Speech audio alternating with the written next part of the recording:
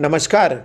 आपके अपने YouTube channel समय की पुकार में मैं ओम कसारा आप सभी दर्शक बंधुओं का हार्दिक स्वागत और अभिनंदन करता हूं।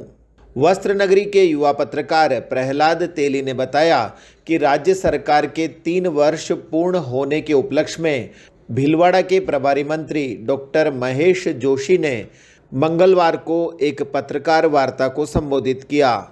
इस पत्रकार वार्ता को ज्यों का त्यों हम अपने दर्शक बंधुओं के लिए प्रस्तुत कर रहे हैं। आपको और हमको सबको राज्य सरकार के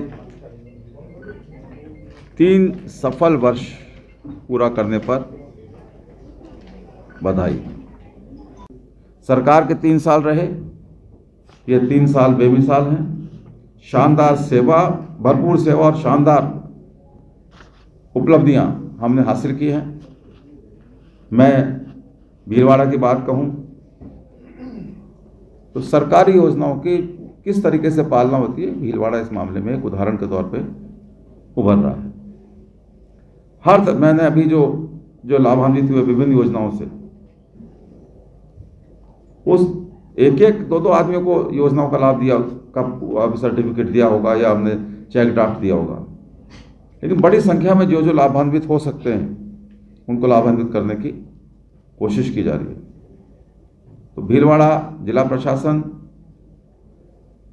इस बात के लिए बधाई का हकदार है कि उन्होंने लगभग सब योजनाओं को पूरा करने में रुचि दिखाई है। भीलवाड़ा मॉडल, जो कोरोना प्रबंधन की बात कही, वो मैंने आपके सामने रखी। हम पेयजल के मामले में भीलवाड़ा में कोशिश कर रहे हैं कि पेयजल की जो योजनाएं हैं, चाहे चंबल भीलवाड़ा पेयजल परियोजना हो, चाहे जल जीवन मिशन से के माध्यम से गाँव में हर घर नल कनेक्शन देने की बात हो, इन सब योजनाओं को पूरा करने की हम लोग कोशिश कर रहे हैं। और मुझे उम्मीद है कि जो हमने वादे इन योजनाओं के मामले में भी किए हैं, हम उनको भी भीलवाड़ा की जनता के सहयोग से पूरा करेंगे। और हम दावे के साथ कह सकते हैं कि 70% से अधिक काम, अधिक वायदे, 70% से अधिक वायदे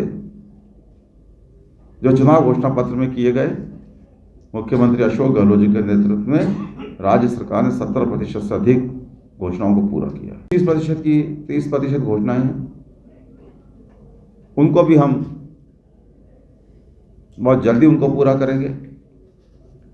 और जो जनता से हमने वादा किया है, उस वादे को हम निभाएंगे। राहत की बात मैंने करी, पेंशन वगैरह ये सारी बातें हुई। प्रशासन शहरों के संग, प्रशासन गांवों के संग। और अब चूंकि पिछले 1.5-2 साल में रोजगार के अवसर कम हो गए, बहुत सारे लोगों को केंद्र सरकार की कई नीतियों के कारण से रोजगार खोना पड़ा, चाहे वो नोटबंदी की बात हो, चाहे गलत तरीके से जीएसटी लगाने की बात हो। और जिस भयावह तरीके के साथ में कोरोना से निपटने के लिए केंद्र सरकार ने घोषणाएं की, जिससे मजदूरों को, लाखों की संख्या में मजदूरों को राजस्थान से पलायन करना पड़ा। और कितनी दर्दनाक स्थिति थी कि जिस तरीके से घोषणा की गई, कोई नंगे पांव जा रहा है, कोई पैदल जा रहा है, 1,000 किलोमीटर कोई साइकिल चला के जा रहा है, अमानवीय तरीके से संदेश गया। लेकिन राजस्थान की सरकार ने तब भी, चाहे नंगे पांव जाने वाले मजदूरों को चप्पल मुहैया कराने की बात हो, जूते मुहैया कराने की बात हो, बसों के इंतजाम की बात हो,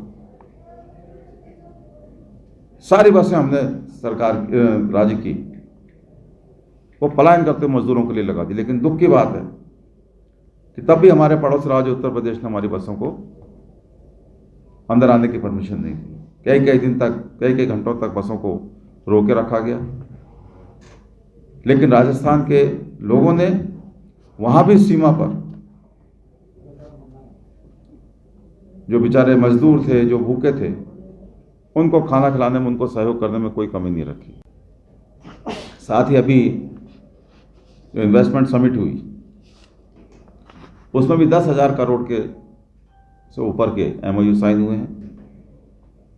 हमारी कोशिश रहेगी कि ये जो 10,000 करोड़ के MOU हैं इनको भी हम मूर्त रूप देकर धरातल पर हम लेकर आ सकें, जिससे बड़ी संख्या में लोगों को रोजगार मिल सके। युवाओं की बात हो, महिलाओं की बात हो, पिछड़ों की बात हो, एससी की बात हो, एसटी की बात हो या ईडब्ल्यूएस के लोगों की बात हो, हम हर वर्ग को राहत देने की हर संभव कोशिश करेंगे। ये आज आपके सामने कहते हुए मैं गर्व की अनुभूति करता हूँ कि मुझे न सिर्फ जन स्वास्थ्य अभियांत्रिकी विभाग, जिससे कि मैं लोगों की जल आकांक्षाओं को पूरा कर सकूं, बल्कि भीलवाड़ा का प्रभारी बनाकर माननीय मुख्यमंत्री जी ने जो जिम्मेदारी सौंपी है उसको पूरा करने की हर संभव कोशिश करें। तो इस बुलेटिन में इतना ही। यदि आपको पसंद आया हो तो इसे लाइक व शेयर अवश्य करें और आपके अपने यूट्यूब चैनल समय की पुकार को सब्सक्राइब करना न भूलें। धन्यवाद। जय हिंद, जय भारत।